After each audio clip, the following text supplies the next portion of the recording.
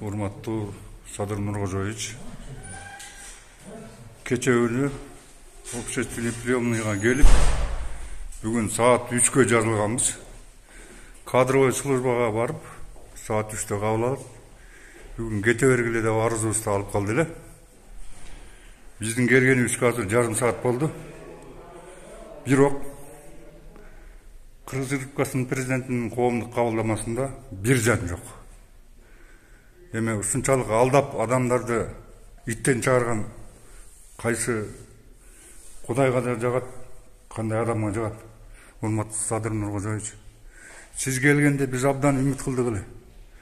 Мамлекетте бир тартип орнайт, адилеттүүлүк, акыйкаттык, чындык болот деп колубузду көтөрүп, бир эмес 2 шайлоодо сизди колдоп бердик эле. Сиздин саясатыңызга жан дилибиз менен кубанып турдук эле. Бирок бүгүн соттон, прокуратурадан, милициядан жабыр тарткан адамдардын санын айтыш өтө оор. Жабырлануучулардын коерго жерге жанын коерго жер таппай, чындык издеп чыркырап жүргөнүнө асты 3 жыл, аркасы 4 жыл болуп барат. Урматтуу Садыр Нуркожоевич, өзүңүздүн астыңызда иштеп аткан приемныйды да кабыл ала турган кызматкерлериңизди катуу контролдукка алып, Кыргыз Республикасындагы башкы прокуратурага, ички иштер министрине, жогорку соттун адамдарына катуу тапсырма берип, мынау ыйлап сыктап аткан жабырлануучулардын үнүнө көңүл бөлүп коя алар бекенсиз. Сизди терең урматтап, жабырлануучулардын мыйзамдуу өкүлү Токобай Исмаил Төлөгенович. Тогуз-Тородо 2016 жылдан бери ондогон оор кылмыштардын бети ачылбай жабылып жатат адам өлтүрүүлөр.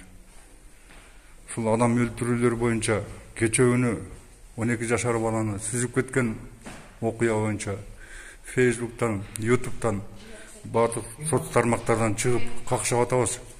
Тогуз-Тордонун судьясы Аманбек Төлөнбаев, мамлекеттик айыптоочу Мирлан Кожокматов деген адамдар өтө оор мас болуп бутуна тура албаган адамды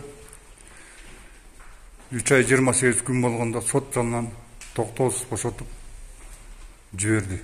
Айнанайын Садыр Нуркожоевич, бул не деген акмактык?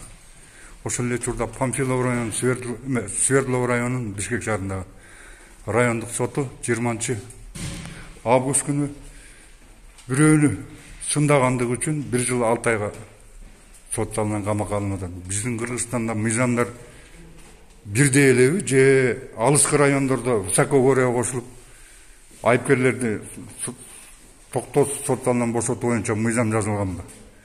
Эгер Кыргыз мыйзамдары бирдей боло турган болсо, эмне үчүн 5 жылга адам соттолгон адам токтоосуз сот залынан бошотулат да 1 жыл 6 айга соттолгон адам токтоосуз сот залынан камакка алынып жатат? Бул не деген акмакчылык, урматтуу Садыр Нуркожоевич?